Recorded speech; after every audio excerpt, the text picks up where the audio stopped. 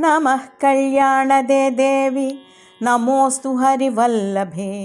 नमो भक्तिप्रिये देवी लक्ष्मीदेवी नमोऽस्तु ते नमो मायागृहीताङ्गी नमोऽस्तु हरिवल्लभे सर्वेश्वरि नमस्तुभ्यं लक्ष्मीदेवी नमोऽस्तु ते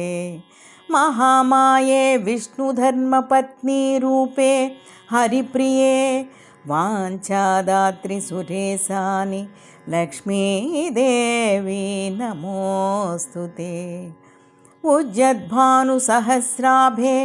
नयनत्रयभूषिते रत्नाधारे सुरेशानि लक्ष्मीदेवी नमोऽस्तु ते विचित्रवसने देवी भवदुःखविनाशिनी कुचभारनते देवी लक्ष्मीदेवी नमोऽस्तु ते साधकाभीष्टदे देवी अन्नदानरते नघे विश्वानन्दप्रदे मातर्लक्ष्मीदेवी नमोऽस्तु ते